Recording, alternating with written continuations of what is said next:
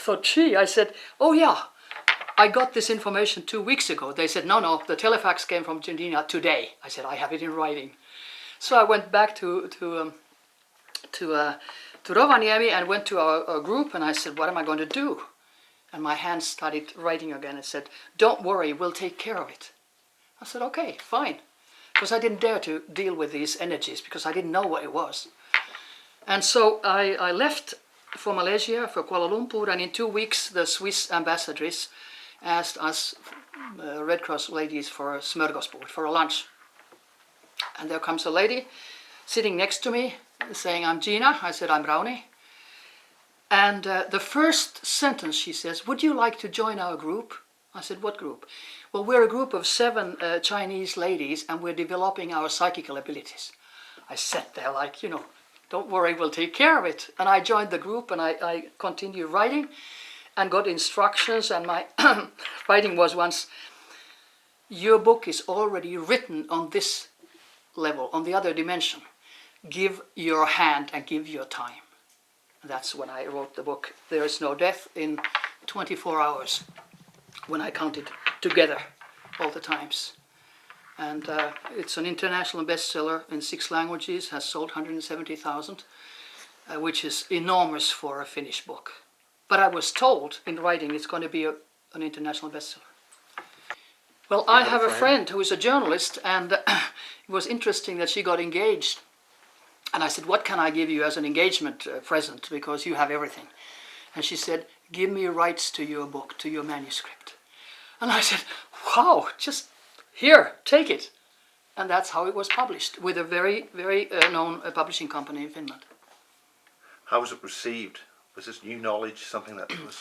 Well, it became, how would I say, the discussion of books that year. It was 1982. And at the same time, it was published in Sweden, because I had had some articles in Swedish magazines, interviews, and had mentioned it. So a publishing house from Sweden called me and said, can we have your book? But that was before I had finished it. I said, look, I'm writing my first book and it's not finished. It doesn't matter, we'll take it. It became #1 bestseller in Finland. It became #1 bestseller in Norway, #5 bestseller in Sweden, and then it's also in Danish and Icelandic and Spanish. And a lot of discussion because of my background. I mean, come on, I was Chief Medical Officer of Lapland. I was even... How was it received by your colleagues? Colleagues didn't actually say much. They smiled. I'm sure they talked behind my back. But one psychiatrist had called the Chief Medical Officer of Finland and said something that, she must be crazy or whatever. But I had replaced him. I had been working in the National Board of Health, and for a very short time I had replaced him. So he knew. He said, just read the book. But I heard that it was forbidden in the psychiatric institutions in Finland. Interesting. Because if we look at Professor Mack, John Mack, I know him. the United States, yes, and the terrible trouble, I mean, he was effectively put on trial. Yeah. How did you not get that kind of treatment? I don't know. I don't know. What was... One thing which I think is the difference between Finland and America. In America, they oppose anything of the paranormal. They have their CIA doctors who have been even putting the psychiatric manual for DSM, Diagnostic Manual for Psychiatric Disorders, and they make just about whole paranormal phenomena as a sign of mental illness until 1992. Even telepathy and contact with the energy of the dead was 50% of the diagnosis of schizophrenia. Now, there was so much opposition from Europe that in 1994, in the new Diagnostic Statistical Manual for Mental Disorders, #4, they had taken away that and said that UFO contacts and the paranormal are religious and spiritual problems, which they aren't actually either, but it's better than labeling a person schizophrenic. What? I think there was a lot of pressure from, at least in Europe, our psychiatry professor at the University of Helsinki, who was also European Psychiatric Association's president, said personally to me, he's retired now, Kalle, he said that we are not going to take that diagnostic statistical manual at use in Finland. I said, why not? He said, it doesn't fit into our culture. It doesn't fit into the Scandinavian culture to make normal paranormal phenomena as schizophrenia. But it was induced. We had it. But now we're gone over more to the WHO labeling of diseases. There's a lot of opposition, and I don't think it is a coincidence. Doctors know nothing about healing except those doctors who treat patients with healing. And even Alexis Carrel, 1912, he got a Nobel Prize in medicine. He said that the power of the prayer is as demonstrable as the secretion of the glands. I myself wrote an article in '89 already with 5-6 pages of references in normal school medical research about healing, which is very positive. I was representing Finland at the Nordic chief medical officers meeting in the middle of 70s, and I was very surprised because I was adjutant to our chief medical officer, and they were dealing with paranormal. Chief medical officers of Nordic countries. And he said to me, well, you give the views of Finland. I said, what? Whatever you know. I said, wow.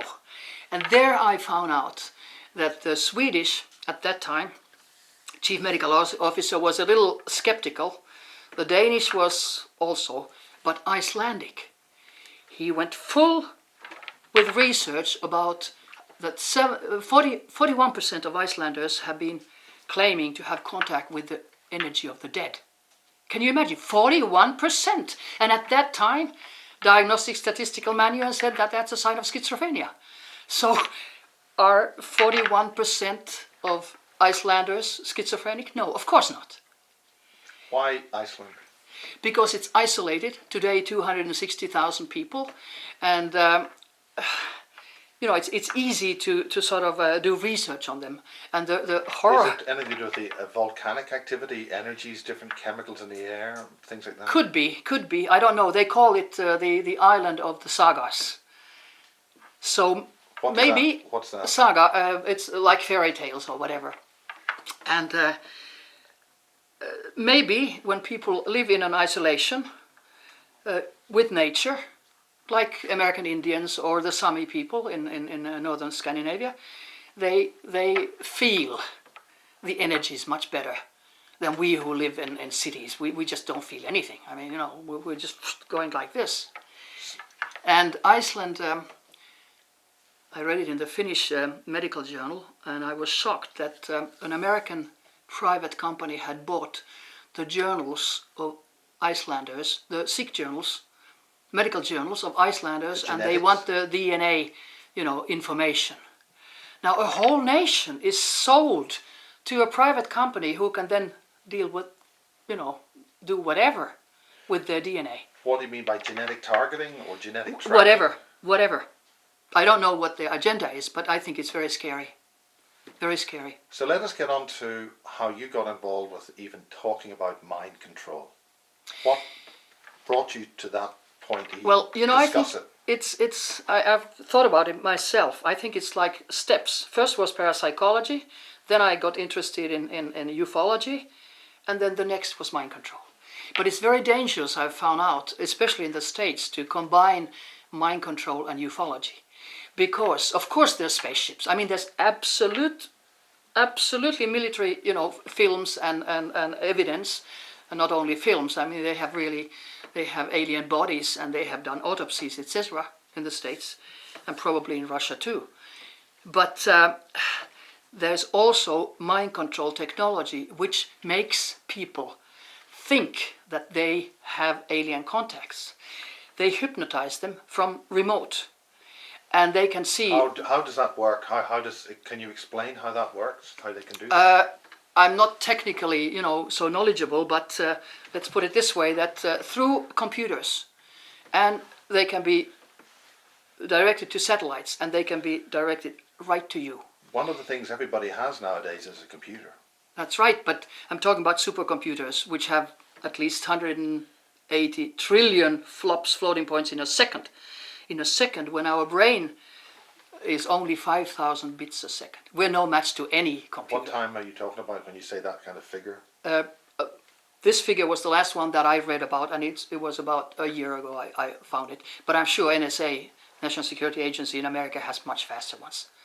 Because when they give out information to the public, that's 30 to 50 years old. But this was official, source where I got that. So how do you think that mechanism works in accessing a person? It shows white vans always parked near you. Neighbors are always involved somehow in surveillance and harassment. That's the routine. And so it can be from neighboring house, if you live in an apartment house, from neighboring house or a neighboring room, from the air, or from wherever, even from satellites. And how can you defend yourself against satellites? You can't. Well, I usually have only two. Okay. And number one is there's no death. Man is a mind, not a body. 87% of your brain is water, 70% of your body is water. Even doctors forget that. What holds it together? That's energy. You are an energy field. And when you die, you just leave your body, like in out-of-body experiences, near-death experiences. I've read the first medical article in a Finnish medical journal about near-death experiences in 1983 already. So you are absolutely an energy, and if you believe in Einstein, energy doesn't disappear, it only changes form. So you leave your body and you look at your body, and if you can't come back, you're dead. You've trained in doing that? Yes, I'm not trained by anybody, but I train myself. And it was... You have a nice story about that. Yes, actually it was in Rovaniemi, it was November, and it was dark. And I thought, well, I'm going to now try, because I had read books that you concentrate your energy from your feet and from your arms towards your heart and your brain. So I concentrated. And all of a sudden I started feeling vibrations in my body from feet up to the head in 5-6 layers. It was just like vibrating. And I thought, this is strange. And then a blackout. And I don't know if it was 1 second or 100th of a second. Blackout. I was floating above my body. In the same position, which was funny because I had my knees up. In the same position and floating towards the ceiling. Of course, I had read about it, out-of-body experiences and how people, experience it. But I was looking down at my body and I thought, hey, wait a minute. I could see that my body's breathing was very slow. I worked as an anesthetist, for instance, so I can count 60 seconds without a clock. So I started counting. And I saw that my physical body was only breathing 10 times a minute when normal is 20 times a minute. And then I got worried and I thought, hey, what's the pulse? So I took the pulse of the physical with the astral body, which was, floating. And I started counting. It was 32 instead of 60, which is normal, when you're resting. Then I really got worried. I thought, hey, am I going to die? Is that body going to die? All my thoughts were in the astral body. Nothing was in the body. It was just like, old clothes. And when I thought, oh, am I going to die? I thought, oh, mother, help me. And my mother lived 800 kilometers down south in Helsinki. And when I said that in my mind, I was in a second in Helsinki at a big room, where I used to grow up. And I saw my mother. And I saw my niece, who was about 5 years old. They were chatting. I couldn't hear what they were saying. I was just like a consciousness there.